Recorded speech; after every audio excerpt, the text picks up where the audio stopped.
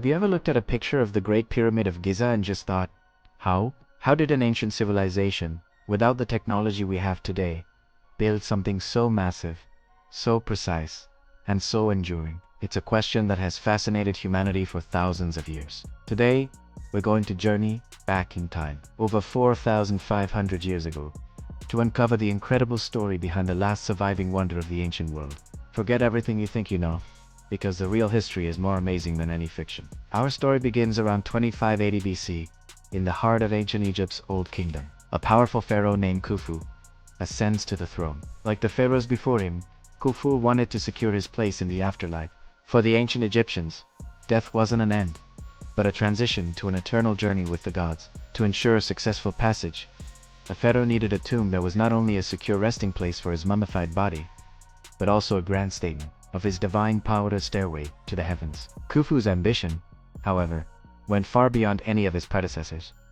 He didn't just want a tomb, he wanted to build a monument that would echo through eternity. He chose a rocky plateau on the west bank of the Nile, a place we now know as Giza. This location was strategic. It was close to the capital city of Memphis, and the solid limestone bedrock provided a stable foundation for the colossal structure he envisioned. His royal architect and vizier, a man named Hamunu, was tasked with a project of unprecedented scale. The plan was to build a pyramid so large it would dwarf everything that had come before it, a structure that would remain the tallest man-made object on Earth for over 3,800 years. So, how did they pull it off? Let's talk about the workforce. For a long time, popular culture, largely thanks to Hollywood movies, pushed the idea that the pyramids were built by a massive army of slaves, toiling under the crack of a whip.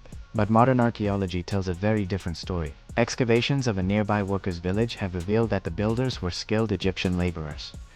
These weren't slaves. They were respected craftsmen, organized into rotating crews. They were housed, fed well with meat, bread, and beer, and even received medical care. In fact, being part of the pyramid project was likely a form of national service, a great honor that contributed to the stability and glory of their kingdom. It was a testament to incredible project management and a united societal effort.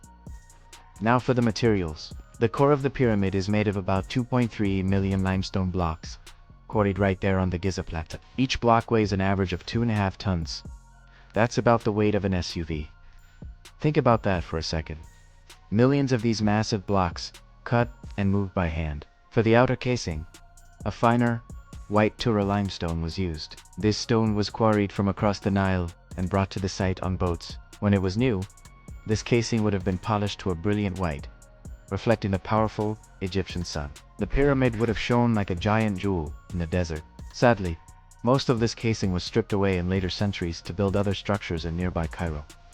Only a few casing stones remain at the base today, giving us a tiny glimpse of its original splendor. And then there's the granite. The king's chamber, deep inside the pyramid, is lined with enormous granite blocks, some weighing up to 80 tons. This granite was quarried in Aswan, over 500 miles to the south. How did they transport these gigantic stones all that way? It is believed they were loaded onto huge barges and floated down the Nile during the annual flood season, when the water levels were high enough to bring the boats closer to the construction site. It was a logistical masterpiece, requiring immense planning and coordination. The big question remains, how did they lift these heavy blocks to such great heights? The final pyramid stands at about 481 feet, or 147 meters tall. While the exact method is still debated by experts, the most widely accepted theory involves a system of ramps. It might have been a single, long, straight ramp that was extended as the pyramid grew, or perhaps a more complex system of spiral ramps that corkscrewed around the exterior. Others suggest internal ramps were used. Whatever the method, it required brilliant engineering and an incredible amount of human power. Workers likely used sledges, which they pulled over wetted surfaces to reduce friction, inching these massive stones up the ramp, level by level. The precision of the construction is just staggering. The base of the Great Pyramid is an almost perfect square, with the sides aligned to the 4 cardinal directions with astonishing accuracy. The difference in length between the longest and shortest sides is less than 8 inches. How they achieved this level of precision with the tools? They had simple tools like plumb bobs, square levels and sighting rods is a testament to their advanced knowledge of mathematics and astronomy. They weren't just piling up rocks. They were executing a highly sophisticated architectural plan. The construction of the Great Pyramid is estimated to have taken about 20 years. When it was finally complete, it wasn't just a standalone structure. It was the centerpiece of a huge complex.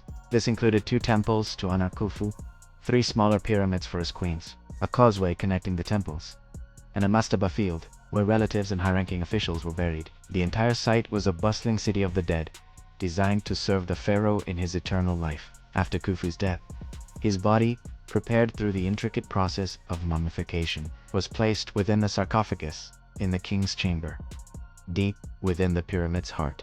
The entrance was sealed, and the monument was left to stand as his eternal home. For centuries, the pyramid remained sealed, its secrets locked inside. But the lure of hidden treasure was too strong. Despite the builders' best efforts to hide the entrance and create internal barriers, the pyramid was eventually broken into by tomb robbers in antiquity. By the time modern archaeologists began to explore it, the king's treasures were long gone, even empty. The Great Pyramid has never lost its power to awe and inspire, from ancient Greek travelers like Herodotus to Napoleon scholars, and to the millions of tourists who visit it each year. It stands as a symbol of human ingenuity, ambition, and the quest for immortality. It is a direct physical link to a civilization that shaped our world in countless ways. It challenges us to think about what we are capable of when we work together towards a common, monumental goal. The story of the Great Pyramid is not just a story of a king and his tomb. It's the story of a nation, a testament to what ordinary people can achieve, and a mystery that continues to capture our imagination 4,500 years later. Thank you so much for joining me on this journey back in time. What part of the pyramid history fascinates you the most? Let me know in the comments below. And if you enjoyed this video, please give it a thumbs up. And subscribe to the channel for more deep dives into the greatest stories from our past. We'll see you in the next one.